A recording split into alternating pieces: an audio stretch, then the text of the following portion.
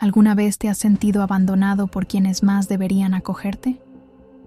¿Alguna vez has tenido la sensación de ser invisible dentro de tu propia familia, como si tus logros molestaran más que inspiraran, como si tu presencia solo fuera tolerada, nunca realmente celebrada?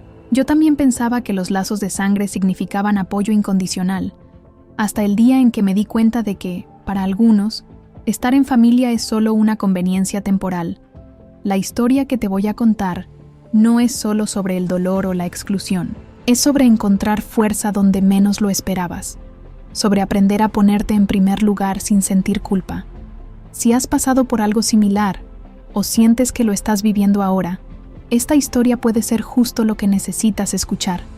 Y si quieres seguir leyendo historias reales que inspiran valentía, claridad y liberación, considera suscribirte. Nos encantaría tenerte aquí. Vamos al vídeo. Me llamo Lara, tengo 35 años y siempre he creído que el núcleo familiar es sagrado, un pilar inmutable que no debe romperse bajo ninguna circunstancia. Una idea que llevo conmigo desde la infancia, cuando mis padres, Gloria y Ramiro, se aseguraban de recordarnos a mí y a mi hermana menor, Bianca, que estábamos todos juntos contra el mundo, que las fiestas de fin de año eran momentos intocables de unión y que, a pesar de las diferencias, nunca nos abandonaríamos unos a otros. Pero esa creencia, tan profunda y sincera dentro de mí, comenzó a derrumbarse silenciosamente la pasada Navidad, cuando descubrí, de la forma más humillante posible, que había sido deliberadamente excluida de nuestra tradicional reunión familiar navideña, la que celebrábamos desde hacía más de una década en una finca alquilada en el interior de Minas, llena de recuerdos, fotos e historias. Y todo porque Bianca había sugerido que ya no era bienvenida, y mis padres, sorprendentemente, aceptaron su voluntad, como si fuera algo natural, como si mi ausencia no alterara nada, como si lo que yo representaba hubiera dejado de importar. Y lo más indignante es que la exclusión fue planeada mientras Bianca aún vivía conmigo, junto con su marido, Mateus, en una habitación espaciosa que convertí en un estudio en la planta baja de mi casa. Una casa que conseguí después de mucho esfuerzo como analista de sistemas, después de años en los que dormía mal, comía deprisa, y prácticamente renuncié a mi vida social para poder pagar la hipoteca. Y cuando Bianca y Mateus me pidieron refugio, diciendo que tenían dificultades económicas, que Bianca había dejado su trabajo como asistente en una consulta, y que Mateus aún estaba dando sus primeros pasos en un nuevo puesto como redactor publicitario, les abrí las puertas sin dudarlo. Bajé el alquiler a una cantidad simbólica e incluso preparé un espacio cómodo con acceso independiente, pensando en darles privacidad y dignidad.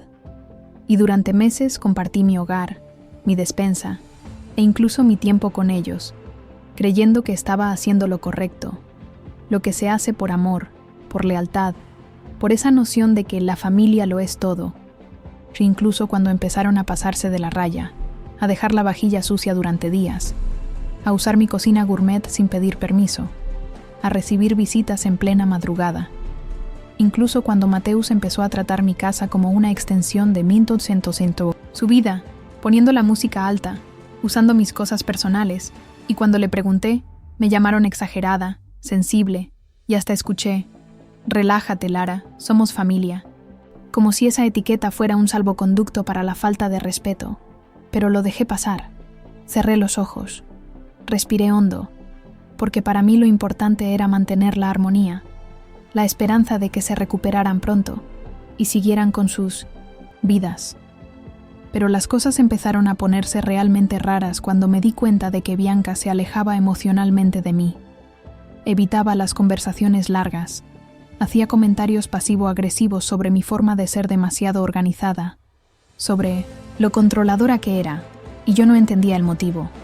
Hasta que un martes cualquiera de diciembre, llegué temprano del trabajo y oí risas que venían de la cocina, risas de ella y de Mateus, comentando emocionados sobre un hotel en Campos do Jordão, sobre una chimenea de piedra y un jacuzzi con vistas a las montañas, y cuando Bianca mencionó que la suite de los padres ya estaba reservada, y sentí un nudo en la garganta, porque era evidente que estaban hablando de nuestra Navidad.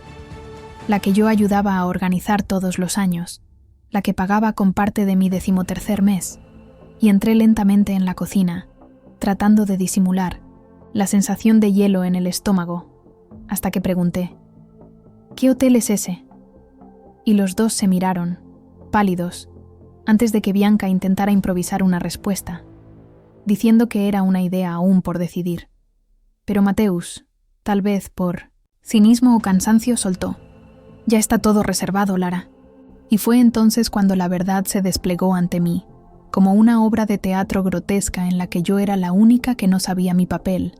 Sí, habían decidido ir a un hotel, cambiar completamente la tradición y, lo más cruel, me habían excluido de la decisión y del viaje.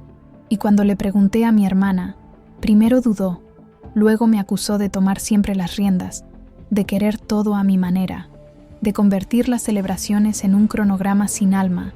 Y yo, perpleja, dije: pero lo hago porque nadie más se mueve, porque si yo no reservo, no pasa nada. Y ella replicó: quizás sea mejor así. Y entonces cogí el móvil, llamé a mi madre y le pregunté directamente: ¿es verdad que vais a viajar sin mí? Y hubo un silencio, demasiado largo, antes de que ella respondiera con una voz calculadamente dulce: creemos que preferirías descansar este año, cariño, con tanto trabajo. Y sentí que se me cerraba la garganta, que el corazón me latía descompasadamente, porque eso no era una sugerencia, era una exclusión camuflada. Y cuando mencioné que Bianca lo había organizado todo, mi madre solo respondió: ella nos hizo pensar en alternativas, eso es todo. Y colgué sin decir nada más, sintiéndome utilizada, descartada, traicionada por la base que más defendía. Y cuando volví a confrontar a Bianca, ella tuvo la osadía de decir: estás exagerando, solo es Navidad, no es el fin del mundo. Y Mateus añadió: por cierto, ya que quieres tanto control, quizá deberías replantearte quién vive aquí. Y ese comentario me atravesó como una flecha helada, porque fue entonces cuando me di cuenta de que se sentían con derecho, que ya no había gratitud, que mi casa se había convertido en un escenario de debauchería silenciosa y complots familiares de los que yo era la única excluida. Y esa misma noche llamé a mi mejor amiga, Carla, que escuchó todo con una indignación silenciosa, y luego me dijo: amiga, estás viviendo con enemigos dentro de tu casa, y lo único que falta es que empieces a protegerte de verdad. Y al día siguiente me senté en mi oficina y escribí una carta formal de desalojo, dándoles 30 días para que se fueran de mi casa. Dejé la carta sobre la mesa de la cocina con un bolígrafo encima y me fui a trabajar sin decir una palabra. Esa noche, cuando volví, Bianca me estaba esperando con los ojos rojos y una expresión acusadora, como si yo fuera la villana de la historia, y me dijo: ¿nos vas a echar de casa justo ahora, cuando lo único que queríamos era una Navidad tranquila?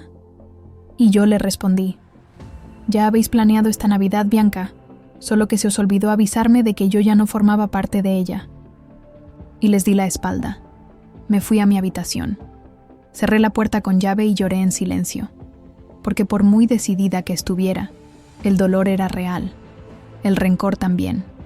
Y en los días siguientes comenzaron las llamadas de mis padres, los mensajes de voz, los mensajes de mis tíos, todos sorprendidos por mi actitud, todos pidiéndome buen sentido común, pero nadie, absolutamente nadie, se preguntaba cómo me sentía, cómo era pasar por ese rechazo.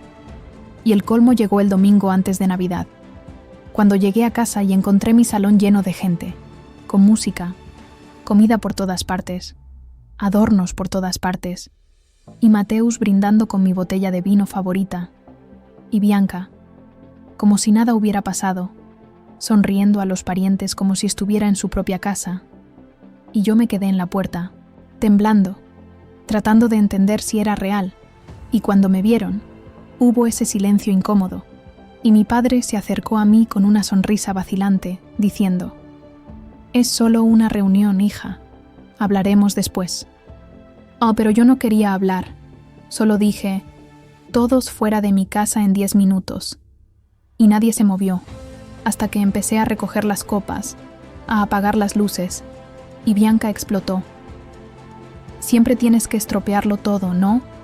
Por eso nadie te aguanta. Y Mateus, riendo, comentó: eso sí que es espíritu navideño. Y en ese momento, algo dentro de mí se rompió para siempre, y grité: a partir de ahora, esta casa es mía de verdad, y quien no respete mis decisiones, no vuelve a pisar aquí.